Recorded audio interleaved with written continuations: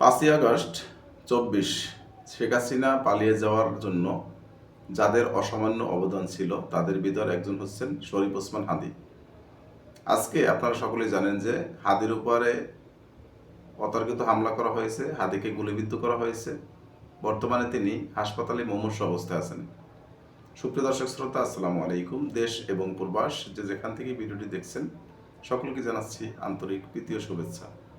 আজকে আমি এই হাদীর আহত এবং হাদীকে যারা আক্রমণ করেছেন তাদের ব্যাপারে কিছু কথা বলবো। তাই সকলকেই বলবো, আমার ভিডিওটি যারা দেখছেন অবশ্যই চ্যানেলটি সাবস্ক্রাইব করে লাইক কমেন্ট শেয়ার করে দিবেন। এবার আসি মূল আলোচনায়। 24 পরবর্তী সময়ে হাদী কিন্তু সকল রাজনৈতিক নেতৃবৃন্দ, সকল রাজনৈতিক দলকে নিয়ে এবং ভারতের আধিপত্যের বিস্তারের ব্যাপারে জোরালো ভূমিকা রেখেছেন এবং সেখানে আওয়ামী লীগ, বিএনপি, জামায়াত ইসলাম, জাতীয় পার্টি, চরমোনাই সকল দল তার কিন্তু শত্রুতে পরিণত হয়েছে। কারণ তিনি বাংলাদেশকে নিয়ে ভাবেন এবং বাংলাদেশের সাথে যাদের সাথে সম্পর্ক ভালো না তাদের বিরুদ্ধে কথা বলেন, বাংলাদেশকে নিয়ে যারা চক্রান্ত করেন তাদের বিরুদ্ধে কথা বলেন। সব কিছু মিলে উনি বাংলাদেশের একজন দেশপ্রেমিক হিসেবে সবার কাছে পরিচিত। সে কারণে দিনে দিনে কিন্তু ওনার শত্রু অনেক বেড়ে গেছে। এটার মূল উদ্দেশ্য হচ্ছে যে বাংলাদেশকে নিয়ে ওনার মতো বাবার লোক কিন্তু খুব কমই আছে, যার কারণে ওনার শত্রুর সংখ্যাও কিন্তু বেশি। আওয়ামী লীগ হচ্ছে ওনার প্রধান শত্রু, দ্বিতীয় শত্রু হচ্ছে বিএনপি, তারপর আদার্স দলগুলি এবং বিভিন্ন দলের বিভিন্ন নেতৃবৃন্দ তো আসেনি। কিন্তু সাধারণ মানুষ কিন্তু ওনাকে অত্যন্ত পছন্দ করেন, কারণ উনি দেশপ্রেমিক মানুষ হিসাবে সকলের কাছে সুপরিচিত এবং ওনার জোরালো কণ্ঠ বাংলাদেশের পক্ষে কথা বলার জন্য। এ কারণে সাধারণ মানুষ ওনাকে পছন্দ করে। কিছুদিন আগে আপনারা জানেন মির্জা আব্বাসের সাথে ওনার একটি কলহ হয়েছিল, সামনাসামনি যুক্তিতর্ক হয়েছিল। সেখানে উনি কিন্তু মির্জা আব্বাসকে ছেড়ে দিয়ে কথা বলেননি। এটা নিয়ে মির্জা আব্বাসের সাথে এবং মির্জা আব্বাসের যারা কর্মী ছিলেন তাদের সাথে কিন্তু মনোমালিন্য ছিল। এটা নিয়ে অনেকে ধারণা করছেন যে মির্জা আব্বাসের দলীয় কোনো ক্যাডাররা হয়তো তাকে গুলিবিদ্ধ করতে পারেন। আসলে আমি এটার সাথে একমত না। এই কারণ মির্জা আব্বাস একজন প্রবীণ রাজনীতিবিদ।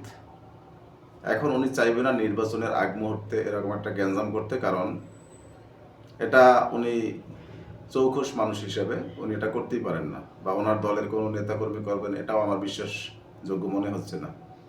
তবে এই মির্জা আব্বাসের সাথে ওনার মানে ওনার এই কোন্দলের সূত্র ধরে তৃতীয় পক্ষ হয়তো হাদীর উপরে আক্রমণ করতে পারে।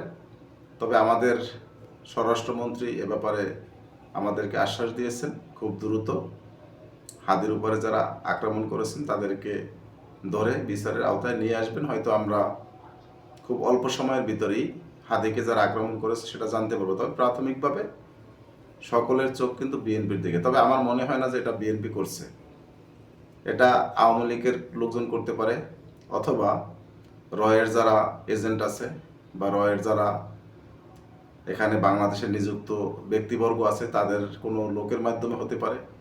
কারণ উনি ভারতের আধিপত্য বিস্তারকে কেন্দ্র করে অনেক জোরালো বক্তব্য রাখতেন, বর্তমানেও রাখছেন, ভবিষ্যতেও রাখবেন।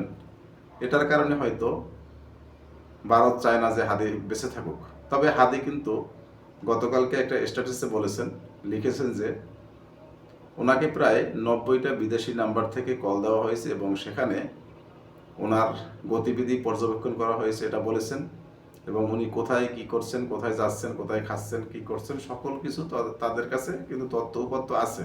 ওনাকে কিন্তু হুঁশিয়ারি করা হয়েছে বারবার এবং ওনার মোবাইলে টেক্সট করা হয়েছে যে তুমি এখনও যদি এই পথ থেকে সরে না আসো তাহলে তোমার জীবন হুমকির মুখে, তোমাকে আমরা বাঁচতে দেব না। তো উনি সেই স্ট্যাটাসে বলেছেন যে আমার জীবন যদি হুমকির মুখেও থাকে তারপরও বাংলাদেশের সাথে আছি, বাংলাদেশের সাথে আমরা থাকব এবং বাংলাদেশের বিপক্ষের শক্তিদের সাথে আমি যুদ্ধ করে যাব। আমি যদি মারাও যাই সমস্যা নেই, আমি এক হাদী মারা গেলে আমারকে দেখে আরও লক্ষ হাদী জন্ম নেবে। এই রকমের কিন্তু ওনার শক্ত একটা মনোভাব ছিল। এবং আমি মনে করি মির্জা আব্বাস যে সিটে দাঁড়িয়েছেন, যেখান থেকে নমিনেশন নিয়েছেন, হাদি যদি সেখানে নির্বাচন করে অবশ্যই মির্জা আব্বাসকে হারাতে না পারলেও খুব কাছাকাছি থাকবে। কারণ তাকে সাধারণ জনগণ কিন্তু অত্যন্ত পছন্দ করে এবং সাধারণ জনগণের কথাই উনি বলে। যাই হোক দর্শক শ্রোতা, আমি ভিডিওটি আর লম্বা করব না। আপনারা হয়তো আমার কথার মূল সারমর্মটা বুঝতে পেরেছেন। এখন আপনারা কমেন্টস করে জানাবেন যে হাদির এই অতর্কিত হামলার পিছনে কার ইন্ধন থাকতে পারে, কারা ইন্ধনদাতা, এবং আপনারা সকলেই হাদিকে সুস্থ হিসাবে দেখতে চান বা রাজনৈতিক নেতৃত্বে দেখতে চান, এ ব্যাপারে আপনাদের মন্তব্য কমেন্ট বক্সে রেখে যাবেন। ধন্যবাদ সকলকে। আসসালামু আলাইকুম রহমতুল্লাহ।